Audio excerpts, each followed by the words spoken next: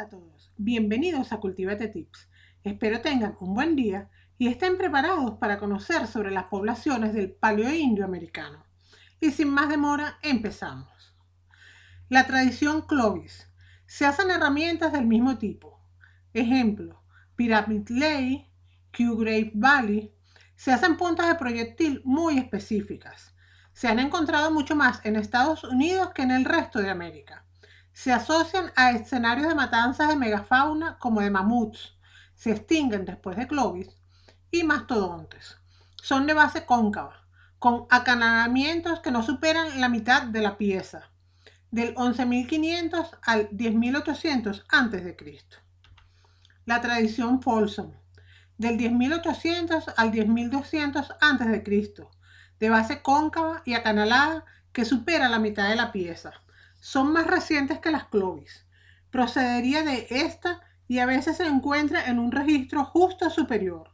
El Folsom se especializa en bisontes, ya no habían mamuts.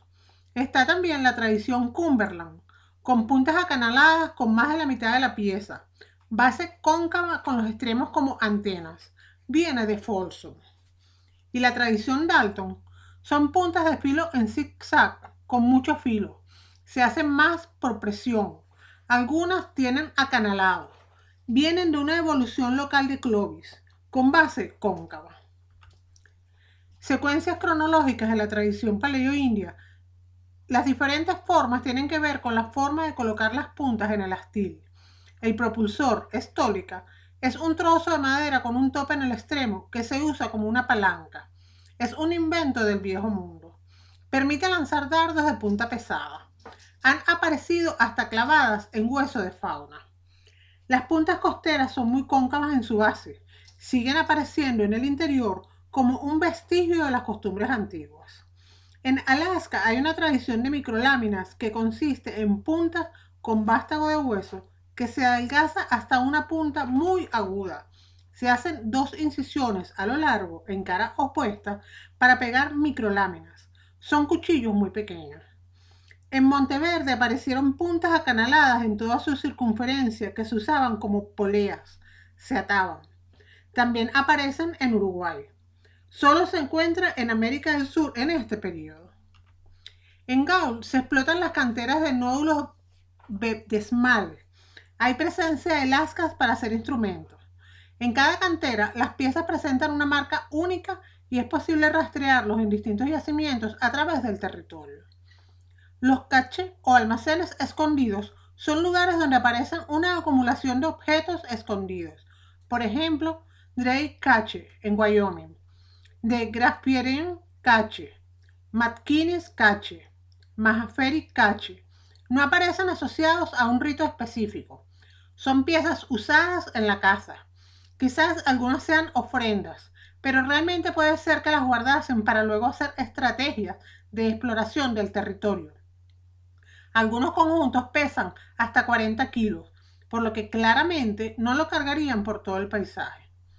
Algunos escondites, además de tener puntas, presentan huesos, arpones, agujas, lanzas, cestas o esterillas, calzados, etc. Vivienda y habitación. En cuanto a la vivienda, utilizan cuevas como abrigo, pero no fueron tan importantes como en el viejo mundo. Hay campamentos al aire libre, también con cubiertas, que no se han preservado, pero que sí aparecen las estructuras de postes, estacas en el suelo. Ejemplo, Hell Gap en Wyoming, de unos 4 a 5 metros, en donde podría haber 4 a 5 personas por tienda. Siempre aparece evidencia de fuego, de zonas de trabajo, en viviendas circulares. En Monteverde, Chile, el lugar de asentamiento es de hogares dentro de las estructuras y en el exterior serían habitaciones unidas bajo un mismo techo de varias familias. En Maine, Estados Unidos, se asoció un sitio de matanza de caribús con un campamento, porque los objetos que aparecieron de la cultura Clovis, algunos se rompían las puntas y encajan o coinciden con los encontrados en ambos lugares. En los campamentos aparecieron dos alineaciones que representan dos ocupaciones sucesivas. Se encuentran 7 de estas tiendas y en las posteriores, de 6 tiendas, sería de unas 30 a 35 personas. Se habla de microbandas, que era lo que podía mantenerse estable. En relación a las matanzas, suelen ser de 1 o 2 mamuts los que aparecen en los escenarios de matanza. Ejemplo, en Colvin, Wyoming. Pueden aparecer piezas de carne guardados y cubiertas por huesos como defensa. En Monteverde la conservación fue muy buena. Hay muchas huellas de corte, restos de mastodontes, pero no era un sitio de matanza. Alguna carne se hizo al fuego. En Holmes, Wyoming, hay yacimientos en los que se pueden aparecer 30 cuerpos de bisontes. Se mató a toda la manada. En Casperside se los conducía a drunas parabólicas o se les llevaba a arroyos. El más grande conocido es el de Johns Miller, en Colorado, con 150 animales. Y para abatir tantos animales no podía ser una sola microbanda. Se necesitarían unas 200 a 300 personas. Y por la edad de las crías se sabe que sería en otoño. Además de obtener alimentos juntos, las microbandas intercambian información, objetos, hay matrimonios que abrazan la misma lengua. Los saltos es conducir a una manada a acantilado, por lo cual se necesitaba mucha preparación. En Bonfire, Texas, se tiene mucha más carne de la que se puede consumir. Es posible que se utilizasen métodos de conservación de carne, como la pemmican. Se deshidrata la carne y se mezcla con grasa y bayas. Puede durar meses. Como el tasaje, que se ventila la carne y se va secando. Otro método es que apareció una red de 1 metro de altura por 30 metros de largo, que estaba clavada al suelo. Muy efectivo para la caza en montaña, como de antílopes. Se consumía cualquier animal, incluidos los huevos. En Daisy Cave estaban acostumbrados a la vida costera. Aparecen arpones. En Monte Alegre, Arizona, se encontraron otolitos.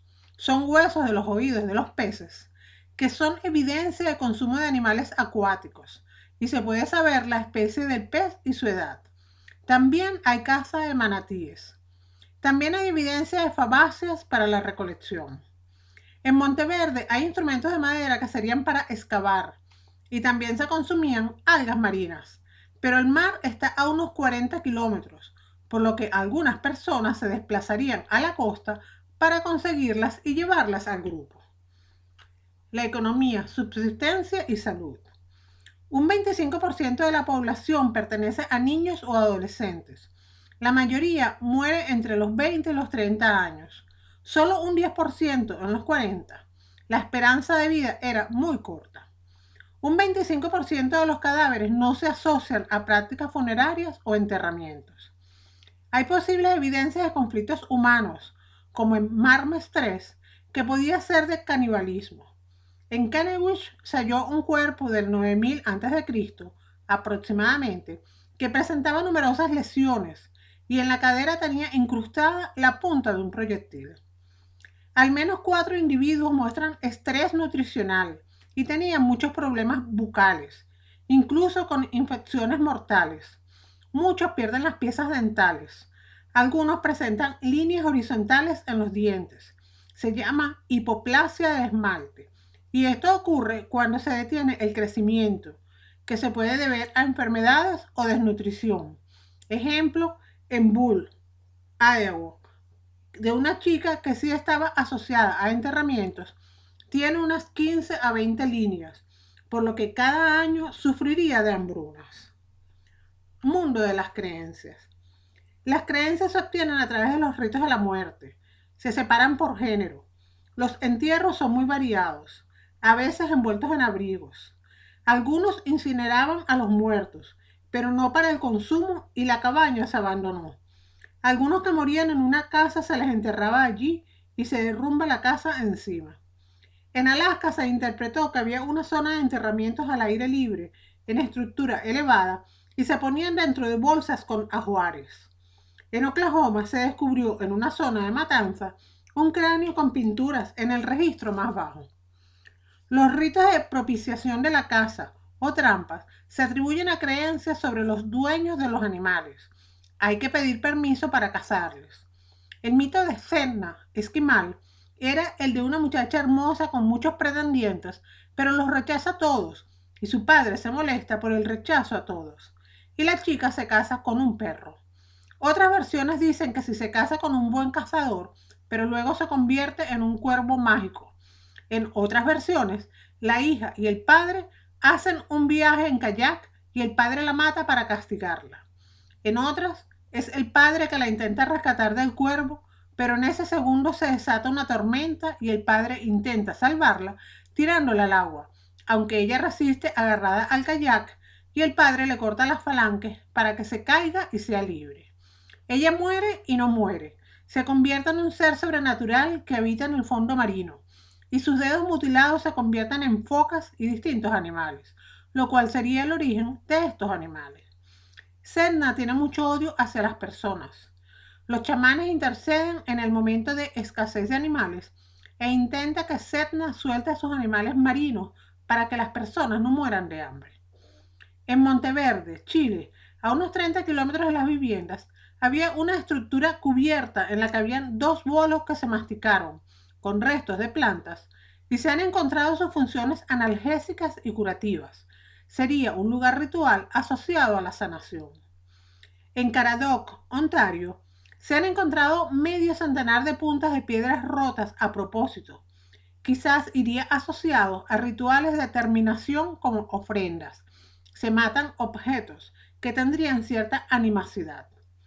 También accediendo a las representaciones plásticas se pueden ver los significados del mundo. A veces no se pueden fechar. Por ejemplo, en Piedra Pintada, Brasil, la Cueva de las Manos en Patagonia, en Bull, Iowa, en líneas de embellecimiento, en Ausilla, Florida, con ángulos de adorno, en Gold, Texas, se han encontrado aproximadamente un centenar de piezas Clovis con líneas entrecruzadas y algunas tienen patrones claros. Algunos dicen que pueden ser antiguos mapas o representaciones de vegetación. Hemos llegado al final de la explicación. Espero les haya gustado. No olvides suscribirte a Cultívate Tips si aún no lo haces, darle al botón de me gusta si te ayudé a conocer mejor este tema y puedes dejar tus dudas y comentarios sobre el video en la sección de comentarios. Además, ahora puedes seguirme en mis redes sociales de Cultívate Tips. Que tengas un lindo día. Adiós. Se asocian a escenarios de matanzas de megafauna como de mamuts, se extinguen después de Clovis, y mastodontes. Son de base cóncava, con acanalamientos que no superan la mitad de la pieza, del 11.500 al 10.800 a.C. La tradición Folsom, del 10.800 al 10.200 a.C., de base cóncava y acanalada que supera la mitad, con mucho filo. Se hacen más por presión. Algunas tienen acanalado. Vienen de una evolución local de Clovis, con base cóncava. Secuencias cronológicas de la tradición paleo-india. Las diferentes formas tienen que ver con la forma de colocar las puntas en el astil. El propulsor, estólica, es un trozo de madera con un tope en el extremo que se usa como una palanca. Es un invento del viejo mundo. Permite lanzar dardos de punta pesada. Han aparecido hasta clavadas en hueso de fauna. Las puntas costeras son muy cóncavas en su base. Siguen apareciendo en el interior como un vestigio de las costumbres antiguas. En Alaska hay una tradición de microláminas que consiste en puntas con vástago de hueso que se adelgaza hasta una punta muy aguda. Se hacen 2 incisiones a lo largo en cara de la pieza. Son más recientes que las Clovis. Procedería de esta y a veces se encuentra en un registro justo superior. El Folsom se especializa en bisontes, ya no habían mamuts. Está también la tradición Cumberland, con puntas acanaladas con más de la mitad de la pieza, base cóncava con los extremos como antenas, viene de Folsom. Y la tradición Dalton son puntas de filo en zigzag. Hola a todos, bienvenidos a Cultívate Tips. Espero tengan un buen día y estén preparados para conocer sobre las poblaciones del Paleoindio americano. Y sin más demora, empezamos. La tradición Clovis. Se hacen herramientas del mismo tipo. Ejemplo, Pyramid Lake, Q-Grave Valley. Se hacen puntas de proyectil muy específicas. Se han encontrado mucho más en Estados Unidos que en el resto de América.